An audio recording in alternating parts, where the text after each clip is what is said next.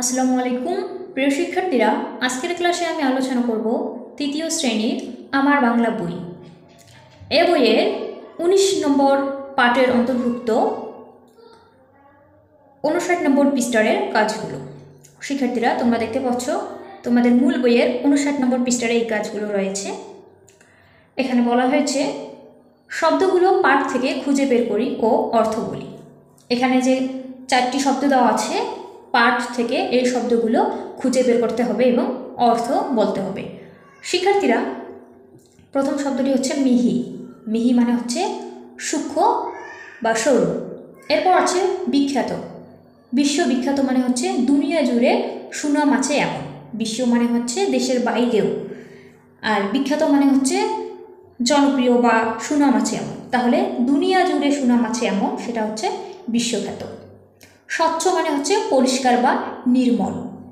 গলানো মানে হচ্ছে প্রবেশ করানো। এই যে শব্দগুলো, এগুলো আমরা এর আগের পাঠে পড়িয়েছিলাম। একটি পত্রিকা পড়েছিলাম, সেখানে আমরা এগুলো পড়েছি। এরপরে আছে যুক্তবর্ণ ভেঙে লিখি ও আরও শব্দ তৈরি করি। শিক্ষার্থীরা, এখানে বেশ কিছু যুক্তবর্ণওয়ালা শব্দ দেখতে পাচ্ছি। এই শব্দগুলো প্রথমে এখানে ভাঙা হয়েছে এবং নতুন একটি করে শব্দ তৈরি করা হয়েছে। আমাদেরকে বলেছে আরও নতুন শব্দ তৈরি করতে হবে। তো আমরা দেখি, প্রথমে আছে স্বচ্ছ। স্বচ্ছ, এখানে দেখো যুক্ত বর্ণওয়ালা শব্দ 2টি আছে। তার মতো এখানে নিচে চ ছ, চ ছ এখানে যুক্ত হয়ে আছে। তাহলে এখানে যুক্ত বর্ণ হচ্ছে চ এবং ছ। এই চ ছ যুক্ত করে নতুন একটি শব্দ এখানে দেখতে পাচ্ছি, কচ্ছপ। এখানে আমাদেরকে আরও একটি নতুন শব্দ তৈরি করতে হবে। আমরা এখানে লিখলাম আচ্ছা। আচ্ছা বানানে দেখো চ এর সঙ্গে ছ যুক্ত হয়ে আছে। এরপর আছে সূক্ষ্ম। সূক্ষ্ম বানানে দেখো ক স ম, এই 3টি বর্ণ যুক্ত হয়েছে। এই 3টি বর্ণ যুক্ত হয়ে সূক্ষ্ম ছাড়া আরও একটি শব্দ এখানে দেখতে পাচ্ছি, তীক্ষ্ণ। তাহলে আমরা এখানে আরও একটি নতুন শব্দ তৈরি করব। বলো তো আমরা কি লিখব? আমরা এখানে লিখব লক্ষ্মী। লক্ষ্মী বানানে ক মূর্ধন্য ষ এবং ম যুক্ত হয়ে আছে। এরপর আছে শীতলক্ষ্যা। শীতলক্ষ্যা বানানে এখানে দেখো ক এবং স যুক্ত হয়েছে এবং নতুন একটি শব্দ এখানে তৈরি করা হয়েছে ক এবং স যুক্ত করে, সেটি হচ্ছে লক্ষ্য।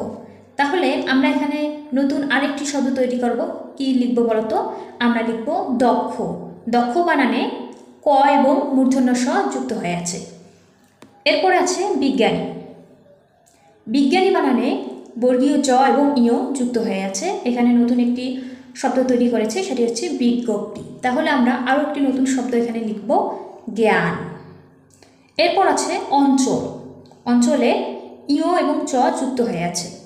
এই ইয় এবং চ যুক্ত করে নতুন একটি শব্দ তৈরি করেছে, সেটি হচ্ছে চঞ্চল। এরপরে দেখো কি আছে, কথাগুলো বুঝে নিই। ফুটি তুলা। ফুটি তুলা হচ্ছে এক ধরনের তুলা, যেটি দিয়ে মসলিন কাপড় তৈরি করা হয়। এরপর আছে চরকা। চরকা হচ্ছে সুতা কাটার যন্ত্র। এই চরকার সাহায্যে সুতা কাটা হয়। এরপরও দেখো, নিচের শব্দগুলো দিয়ে বাক্য তৈরি করি। এখানে বেশ কিছু শব্দ দেওয়া আছে, এগুলো দিয়ে নতুন বাক্য তৈরি করতে হবে। শিক্ষার্থীরা, প্রথম শব্দটি হচ্ছে পত্রিকা। পত্রিকা দিয়ে আমাদেরকে একটি বাক্য তৈরি করতে হবে। এমন একটি বাক্য তৈরি করতে হবে যেখানে এই পত্রিকা শব্দটি থাকবে। তো আমরা লিখি, পত্রিকা থেকে নতুন তথ্য জানা যায়। এরপর লিখব বিখ্যাত দিয়ে একটি বাক্য। মসলিন তৈরির জন্য ঢাকার সোনারগাঁও অঞ্চল বিখ্যাত ছিল। এরপর আছে কারখানা। বর্তমানে বাংলাদেশে অনেক কাপড়ের কারখানা স্থাপিত হয়েছে। এরপরের শব্দটি হচ্ছে প্রতিযোগিতা। প্রতিযোগিতা করে বাংলাদেশে পোশাক শিল্প টিকে আছে। এরপরের কাজগুলো দেখো, মুখে মুখে উত্তর বলিও লিখি। শিক্ষার্থীরা, এখানে যে 4টি প্রশ্ন দেওয়া আছে, এই প্রশ্নের উত্তর বলতে হবে এবং লিখতে হবে। তো তোমরা কিভাবে এই প্রশ্নের উত্তর লিখবে সেটা আমি তৈরি করে রেখেছি। চলো এখন সেই প্রশ্ন উত্তরগুলো দেখে নিবে। মুখে মুখে উত্তর বলিও লিখি। প্রথম প্রশ্নটি ছিল মসলিন কি? এর উত্তর তোমরা এভাবে লিখবে, মসলিন হলো বাংলার ঐতিহ্যবাহী কাপড়ের নাম। এটি খুব সূক্ষ্ম ও স্বচ্ছ কাপড়। এই শাড়ি আংটির ভিতর দিয়ে অনায়াসে গলানো যেত। এর পরের প্রশ্নটি ছিল মসলিনের সুতা কিভাবে তৈরি করা হতো? উত্তর হচ্ছে মসলিন কাপড়ের সুতা তৈরি করা হতো ফুটি তুলা থেকে। চরকা কেটে তুলা থেকে সুতা বানানো হতো। তাঁতিরা মিহি সুতা তাঁতে বুনে মসলিন কাপড় তৈরি করতেন। এরপর গ নম্বরে যে প্রশ্নটি ছিল কারা মসলিনের তৈরি কাপড় কিনতে আসতেন? এর উত্তর হচ্ছে আরব, ইরান, চীন থেকে বণিকরা মসলিন তৈরি কাপড় কিনতে আসতেন। ঘ নম্বরে বলা হয়েছে মসলিন কেন হারিয়ে গেল?